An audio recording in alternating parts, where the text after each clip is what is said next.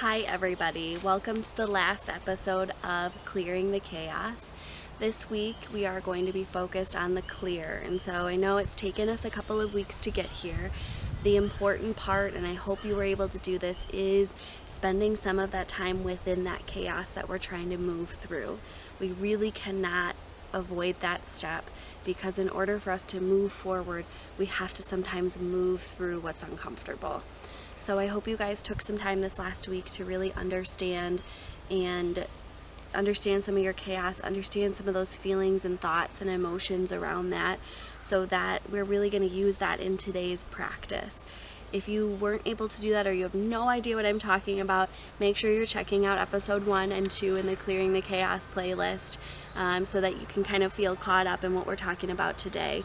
If you're trying to skip those two just to come to this one so you can get some peace, I understand. Sitting in the uncomfortable is not pleasant and it's not a lot of fun, but it really is a crucial part of this practice. So, after allowing yourself some time to understand that chaos and discomfort, you're going to move towards self-compassion and validation. And this is often something a lot of people have a really hard time with, because self-compassion and validation, we often want to just kind of tell ourselves to suck it up and deal with it and kind of move on and move forward. And we all go through hard times in life, and there aren't a lot of people that I know that kind of go up to loved ones or friends and they just tell them like, well, just get over it. When you're really talking with somebody who is expressing and being vulnerable with you about what's going on, we're often much more kind to them than we would be to ourselves. And so the first step of this process is, now that you've sat in some of that discomfort, I want you to go back to some of those feelings. I want you to find physically where you feel it. I want you to allow yourself to feel it. And now you're going to take a step towards clearing it. And that first step is going to be validation. That first step is going to be expressing some kind of okayness towards what you're experiencing. And this is really about us being non-judgmental towards our emotions and our core beliefs of self, so that they can start to find a way to work themselves out. And so validation looks different for everybody. But the real core message is your feelings are your feelings, no matter how illogical. Just because we're validating our feelings doesn't necessarily mean we need to act on them. They can just be how we feel. And so, a validation for feeling sad, or, let's just take the core belief of like, I'm not good enough.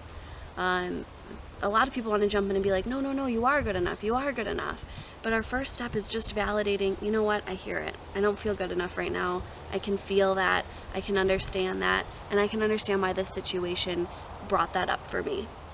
And then we'll move on to our next step, which is going to be self-compassion. And self-compassion is really about taking some of that warmth and energy we often give other people and sending it back to ourselves. So some people have a really hard time doing this with words. You're going to have to find whatever practice works for you. Sometimes saying self-compassionate things, we can't feel them.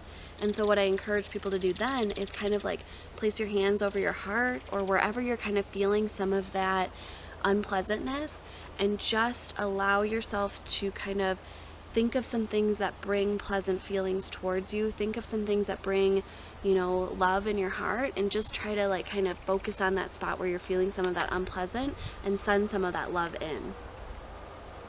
So compassion is going to be, what would you say to a friend, or finding a mantra for yourself. I may not be feeling good enough, and I understand, you validate, I understand like why this situation brought this on, and I can remember I'm doing the best that I can. So really giving yourself some of that compassion of like, it's okay. People go through times like this. You're going through a time like this. You're feeling chaotic. There's a lot going on in life, I'm sure. And, we're never fully prepared to take on everything that we have to take on throughout our lives. And so it's so important for us to give ourselves some comfort and understanding within that. And then your last one is going to be, what are your next steps? What are your perspective changes? Okay, I can see, I'm feeling like I'm not worth it. I'm feeling like I have too much on my plate. I'm giving myself some compassion and love for that. And now what are my next steps of allowing some of this to go? Some of this, and a lot of it, really is going to be understanding that you don't have control over everything, and that placing judgment on yourself for not having that control and not having every bit in peace, kind of high functioning, isn't helping you. It's going to help you more to go, wow, this is a lot. You know what? I don't think I can do it all. And that doesn't necessarily take away from who I am as a person.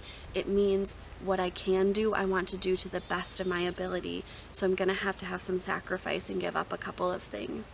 Sometimes this is setting boundaries with people around us, setting boundaries with people's expectations of us. Sometimes this is setting boundaries within ourselves and going, every time I'm having this feeling of not being enough, I'm going to sit with it and I'm going to send myself some love and validate through it so that I can move on and know, you know what, I might not be able to do this meeting the way this person does it, or I might not be able to juggle 20 things the way I feel like that person over there does it. This is what I know works for me, and I know I can do my best at. And it's okay to own that, because it means that the things that you do are going to be so much better, and you're going to feel so much better about them, and you're going to feel much more clear and focused in doing them. Small, simple actions towards resolution. So a lot of people want to try and kind of like jump to these big conclusions of things that they're going to do to kind of change some parts of their lives. And oftentimes, it's just like with anything if we do. You want to start running a marathon, you can't go from the couch to running 13 miles today. It's got to be small, and it's got to be achievable goals, and they have to come with knowing that you're a human being and you're not always going to hit the mark. So thinking, what are some small and concise steps that I can take today or tomorrow to start working towards some resolution of the problems that I'm feeling?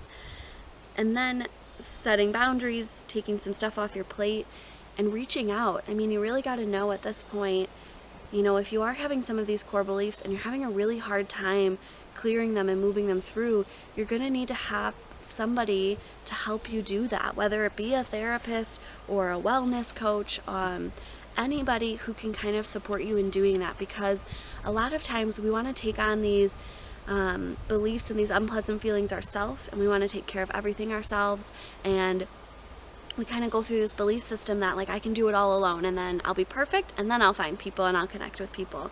And unfortunately, healing occurs through being vulnerable with the right people, having space held for us so that we're really able to grieve some of this to move forward. We often want to heal on our own and then show our best selves to people. And oftentimes we have to heal with other people, and those can be our best selves. And so I'm really going to encourage you all to find a person that you feel like can hold some of that space for you so that you can start clearing some of this chaos that's going on in your mind. If these simple practices of simply sitting with it and then, you know, kind of finding those next steps help clear it, awesome, that's great. And that probably means that you've been doing some of your own work already. If they're not enough, that means your next step needs to be moving forward with understanding what's stopping some of those things from moving through, what's stopping you from understanding them at a deeper level, and what is stopping you from giving compassion, validation, and a non-judgmental view of yourself to yourself. We often set way too high of expectations for ourselves, and that is ultimately what creates a lot of this chaos, because simply what we need to do is try the best that we can and know sometimes we're going to fall short, and then learn from those opportunities. So I hope you guys found this series to be helpful. Please let me know if there's anything additional you'd like me to put out there, and I hope you all are able to clear some of this chaos. Ask any questions you need to in order to continue to gain some clarity for yourself. Have an awesome rest of your week, and hopefully I'll be seeing you all soon.